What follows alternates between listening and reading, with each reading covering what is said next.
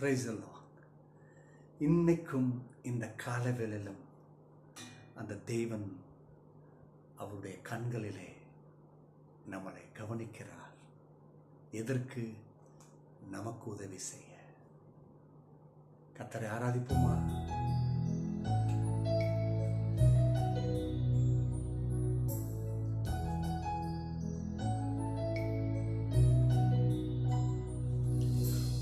அழகான கண்கள் என்னை கண்டதாலே முடிந்ததென்று நினைத்த நான் உயிர் வாழ்கின்றேன்.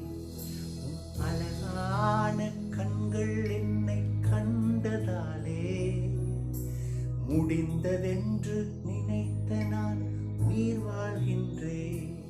யாரும் அறியாத என்னை நன்றாய் அறிந்து தேடி வந்த நல்ல நேசரே, யாரும் அறியாத என்னை நன்றாய் அறிந்து தேடி வந்த நல்ல நேசரே, அழகான கண்கள் என்னை கண்டதாலே முடிந்ததென்று நினைத்த நான் உயிர் வாழ்கின்றேன்.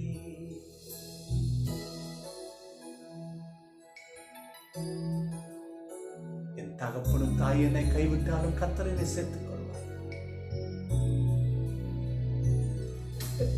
எரியப்பட்ட என்னை வேண்டுமென்று சொல்லி சேர்த்து கொண்ட நல்ல நேசரே, தூக்கி எரியப்பட்ட என்னை வேண்டுமென்று சொல்லி சேர்த்து கொண்ட நல்ல நேசரே, அழகான கண்கள் என்னை கண்டதாலே முடிந்ததென்று நினைத்த நான் உயிர் வாழ்கின்றேன். இயேசுவே, தூக்கி எறியப்பட்ட நிலைமை, ஆனா நீங்க என்னை தேடி வந்து எந்த இடத்துல விழுந்திருக்கிறனோ, கீழே கடந்த என்ன, சேற்றில் இருந்த என்ன, ஒன்றும் இல்லாமல் இருந்த என்ன, உமது காருண்யத்தில் என்னை தூக்கி எடுத்து உங்க பிள்ளை என்ற அந்தஸ்து, நீதிமான் என்ற அந்தஸ்தை கொடுத்திருக்கிறீங்களே, நன்றி. இன்னைக்கு தேவனை பிள்ளைகள், எனக்கு யாரும் இல்லை, உதவி செய்வதற்கு யாரும் இல்லை, என்னுடைய முன்னேற்றத்திற்கு யாரும் இல்லை, என்னுடைய உறவின் மக்கள் என்னை கைவிட்டு விட்டார்கள். இந்த தேசம் எனக்கு முன்பாக இருக்கிறது, அதை சுதந்திரிக்க முடியல, போராடி கொண்டிருக்கிறேன். கர்த்தர் ஜெயம் தருவார், கர்த்தர் நடத்துவார். உங்க போராட்டத்திற்கு பதில் உண்டு. நீங்க ஜெயம் எடுப்பீங்க. உங்க கண்ணீர் ஆனந்த கண்ணீராக மாறும். இயேசுவின் நாமத்தினாலே ஆமென், ஆமென், ஆமென். சங்கீதம் 92:12 92 அத்தியாயம் 12 அந்த வசனத்துல ஒரு பகுதி, நீதிமான் பனையை போல பனையை போல செழித்து. அநேகர் இந்த நீதிமான்னா நம்ம என்ன நினைச்சிடறோம்னா, ரொம்ப யோக்கியம், ரொம்ப பரிசுத்தம், மிதமஞ்சி, இவங்களுக்கு பேர் தான் நீதிமான், இவங்கள தான் கர்த்தர் ஆசீர்வதிப்பார், இவங்களுக்கு தான் செழிப்பு.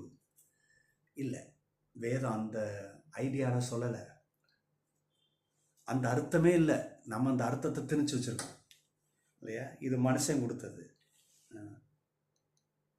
நீதிமான்னா யாருன்னா, ரொம்ப சிம்பிளா, அதுதான் விஷயமே. புரியும்படி சொல்லணும்னா, இந்த உலக திட்டம், இந்த மனுஷ திட்டம் இதெல்லாம் நம்பாம கடவுளுடைய திட்டத்தை நம்பி, கர்த்தருடைய வார்த்தையை வாசித்து அதை நம்பி அதுக்காக காத்துக்கிட்டு இருக்கிற இருதயம் இருக்கு பார்த்தீங்களா, அவன் தான் நீதிமான். ஹலோ, இருக்கீங்களா? யார் நீதிமான்னா, இந்த உலக திட்டம், இந்த மனுஷ திட்டம், அப்படி இப்படி இதெல்லாம் நாட்டமே இருக்கக்கூடாது, இருக்காது அந்த இருதயத்துக்கு. அதெல்லாம் எனக்கு வேணாம். இந்த நீதிமான்றது யாருன்னா, எல்லா விஷயத்துக்கும் கர்த்தரையே நம்புறது. இப்படி சொல்லலாம், கர்த்தரையே தன்னுடைய வாழ்க்கையில் எல்லா விஷயத்துக்கும் அதுதான் பொழப்பு. உனக்கு வேற வேஷம் எதுக்கு எடுத்தாலும் கத்தர். ஆமாம், எதுக்கு எடுத்தாலும் கத்தர் தான். என் வாழ்வில், தாழ்வில், சுகத்தில், எல்லாத்துலேயும் கத்தர் தான். என் வெற்றியில், என் படிப்பில், என் குடும்பத்தில், என் ஜீவியத்தில், என் முன்னேற்றத்தில், செழிப்பில், மனமகிழ்ச்சியில், எதை செய்யணும் எதை செய்யக்கூடாது எல்லாத்துலேயும் கத்தர் தான். அவன்தான் நீதிமான், அவன்தான் சரியான ஆள். இப்போ அப்படிப்பட்ட மனுஷனை தான் இந்த வேத வார்த்தை சொல்லுது. இந்த சங்கீதக்காரர் சொல்லுகிறாரு, பனையை போல செலுத்து. என்ன சொல்ல வராங்க இந்த வார்த்தையில், என்ன சொல்ல அவர் ட்ரை பண்ணுறாருன்னா, ஊரில் பார்த்துருப்பீங்க, பனைமரம் பார்த்திங்கன்னா அப்படி காடில் மேட்டில் கிடக்கும். அங்கே யாராவது பனைமரத்துக்கு போய் தண்ணி ஓஸ் பைப் வச்சு அடிக்கிறானா? இல்லை, அது பாட்டுக்காக கிடக்கும். அப்படி போகிற வீதியிலனா கிடக்கும் பாருங்கள், அங்கங்கே. யாரும் தண்ணி விட்றானா? இல்லை, அது நிலத்தில் விழுந்துருச்சுன்னா போதும், அது பாருங்க தண்ணி உறிஞ்சு எடுத்துருது.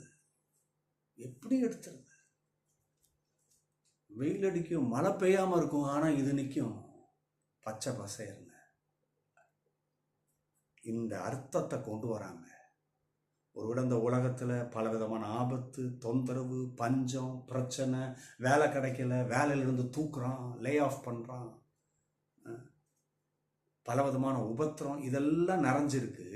ஆனால் இவைகள் மத்தியில் கர்த்தருடைய திட்டத்தை நம்பி கர்த்தருக்கு காத்துட்டு இருக்கிறவன், அவன் எவ்வளோ பெரிய பஞ்சம் நஷ்டமாக இருந்தாலும் சரி, அவன் செழிப்பாக இருப்பான். கரங்களை தட்டி கர்த்தரை துதிங்க. ஆமென், ஹல்லேலூயா, ஹல்லேலூயா. அவனுக்கு ஒன்றும் கெட்டு போகாது, நிம்மதியாக உட்காந்து சாப்பிடுவான். அவன் களஞ்சியத்தில் நன்மை இருக்கும், சுகம் இருக்கும். ஆச்சரியம். கடந்த நாட்களில் அமெரிக்க தேசத்தில் ஒரு பெரிய விஷயம் நடந்தது பாருங்க. இந்த காட்டு தீ பரவி இந்த இடத்தையே அது நாசமாக்கி போட்டது. ஆனால் அவைகள் மத்தியில் ஒருத்தருடைய வீடு மட்டும் ஒரு சேதமும் அணுகலை. இது எப்படி? இதை யோசித்து பார்க்கணும். அது எப்படிங்க? ஊரில் அவ்வளோ பேர் வீட்லேயும் எரிஞ்சு பஸ்மமாயிடுச்சு இந்த ஒரு வீடு. இது சரியான உதாரணம். இப்படி தான் நீதிமான், கர்த்தரை நம்புறவன், அது எந்த இடத்துல இருந்தாலும் சரி, அவன் செழிப்பாக இருக்க முடியும். நீங்கள் இருப்பீங்க, நாம் இருப்போம். ஏன்னா நம்ம கர்த்தரை நம்புவோம். இந்த நாள் கர்த்தர் உங்களுக்கு நன்மை செய்வார். God bless you. Bye-bye.